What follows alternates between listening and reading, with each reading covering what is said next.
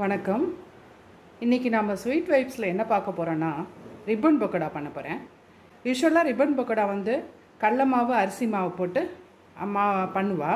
இது எங்கள் பாட்டி அம்மாலாம் இந்த முறையில் தான் பண்ணுவா. இதுக்கு நான் என்ன எடுத்துகிட்டு இருக்கேன்னா 1 கிலோ பச்சரிசி எடுத்து வச்சுருக்கேன். அப்புறம் இதில் கடலைப்பருப்பு அரைக்கி கொஞ்சம் மேலே எடுத்துக்கணும், கொஞ்சம் கூட எடுத்துக்கணும். அது மாதிரி பயத்தம்பருப்பும் கொஞ்சம் அரைக்கி கொஞ்சம் மேலே எடுத்துக்கணும். துவரம்பருப்பு அரை அழாக்கு, உளுத்தம்பருப்பு அரை அழாக்கு எல்லாம் எடுத்துக்கணும். ஃபஸ்ட்டு என்ன பண்ணணுன்னா அந்த ஃபஸ்ட்டு இந்த பருப்பெல்லாம் பொன்னிறமாக வறுத்துக்கணும். தனித்தனியாக எடுத்து பொன்னிறமாக வறுத்துக்கணும். அரிசி மட்டும் அடுப்பை ஆஃப் பண்ணிவிட்டு அந்த இலுப்பச்சட்டி சூடு இருக்கு இல்லையா, அதில் 2 பெரட்டு பெட்டிக்கணும். இதுதான் இதோட பதம், மாவு அரைக்கிறதுக்கான பதம். இப்போ நான் எல்லா பருப்பையும் பொன்னிறமாக வானிலையில் வறுத்து எடுத்துட்டேன். இப்போ இந்த அடுப்பை ஆஃப் பண்ணிட்டேன். இந்த இலுப்பச்சட்டிலேயே இந்த அரிசியை போட்டு ஒரு பெரட்டு கட்டிக்கணும். அடுப்பை ஆஃப் பண்ணிட்டு தான் பண்ணணும். இதை பண்ணிவிட்டு இந்த சூட்டுலேயே இந்த அரிசி கொஞ்சம் நேரம் இருக்கலாம். அப்புறம் எல்லாத்தையும் நல்லா ஆற வச்சுட்டு மிஷினில் எடுத்துன்னு போயிட்டு மாவு அரைச்சின்னு வந்துடணும். மிஷினில் கொண்டு போய் வறுத்து வச்ச அரிசி, துவரம்பருப்பு, கடலைப்பருப்பு, உளுத்தம்பருப்பு, பயத்தம்பருப்பெல்லாம் நல்லா அரைச்சி மையாக அரைச்சி கொண்டு வந்திருக்கேன். இதை நல்லா ஆற வச்சுட்டு சலித்து ஒரு 2 கப்பு இதில் எடுத்து வச்சுருக்கேன்.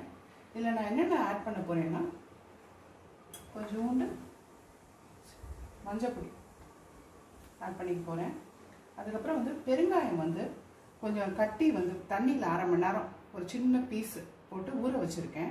இது கொஞ்சம் ஊற்றிக்க போகிறேன் இதில். அப்புறம் தேவையான அளவு உப்பு நான் இதில் 1 ஸ்பூன் போட்டிருக்கேன். அதுக்கப்புறம் தனி மிளகாப்பொடி, மிளகா வத்தல் பொடி, இது 1 ஸ்பூன் போட்டுக்கிறேன்.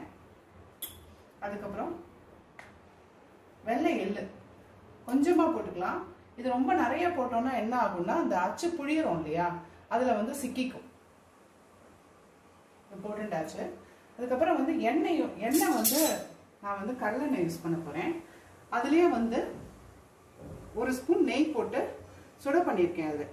இதில் என்ன ஆகும்னாக்க கடலெண்ணெயில் பட்சணம் பண்ணோன்னா மேலே நுரைச்சி வரும். அதை தடுக்கிறதுக்கு என்ன பண்ணணும்னா இத்தினோண்டு ஒரு பிஞ்சு புளி இருக்கு இல்லையா, அதை எண்ணெயில் போடணும்.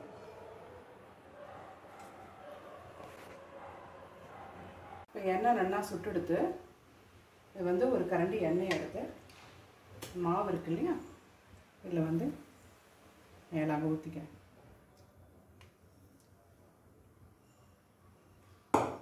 மாவு நல்லா தண்ணி ஊற்றி தேவையான அளவு தண்ணி ஊற்றி பிசைஞ்சு உங்களுக்கு காமிக்கிறேன்.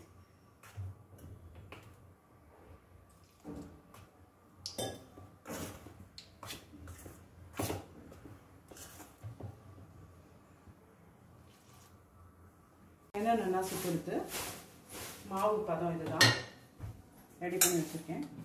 இதுதான் மாவு பதம். அச்சில் ரெடியாக மாவு போட்டு வச்சுருக்கேன். புரிஞ்சு காமிக்கிறேன்.